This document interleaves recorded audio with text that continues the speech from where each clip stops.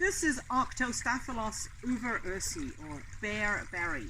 Not barberry, not bayberry, but bearberry, because the bears love to eat it. The berry is dark purple, it comes much later in the season. This is spring, we've got the flowers right now, but the berry is a little cluster of dark purplish berries with a very tough skin and quite sour, quite dry, I would say edible but not very palatable.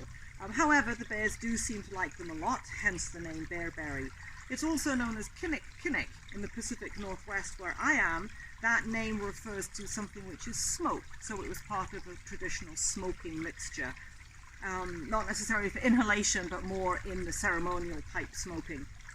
But the leaf is the medicine. Of course, again, the fruit could be eaten. The flower is pretty enough, but it's this dark green, slightly leathery leaf that is the medicine. Now, this is an interesting plant because it is in the heather family, and like many heathers, it has evergreen qualities. So it has, even in the winter, you can sort of brush away some snow and find those leaves. But because of that, they have quite a leathery, tough coating.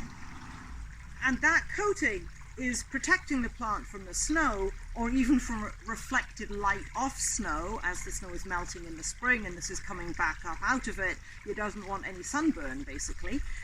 But that cuticle, that thick waxy coating, actually protects the leaf when you go to make a tea. So this is a leaf you need to decoct. Most leaves are infused, just steeped in hot water. This one you need to simmer for 10 to 15 minutes to get through that thick waxy coating and get the medicine out.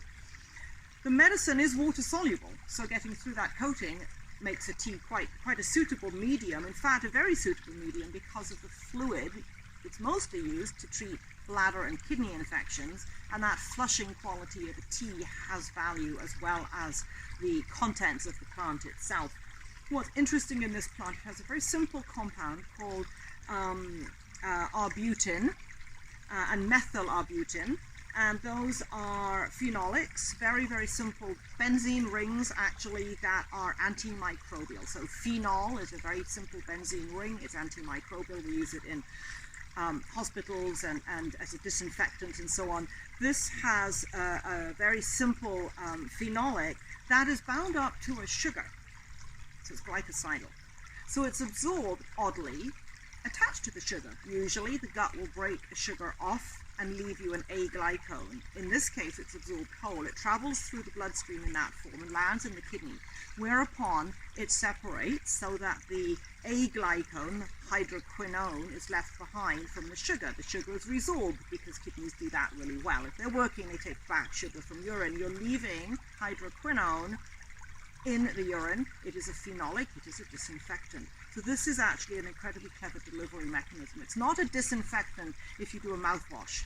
It's not a disinfectant in the gut or as a skin wash, and it has to go into the kidney and be disassociated from its sugar to be active. And that disassociation happens best in a slightly alkaline environment.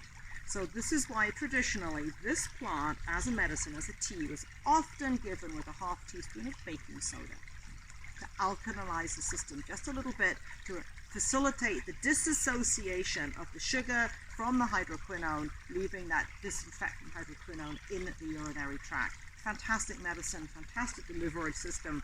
And drink as a tea, you're going to flush through as well, so that if there is bacteria present, they will actually be flushed right out. Now, of course, you'd mix it with other things like corn silk and so on, but that is really Uva Ursi or bearberry.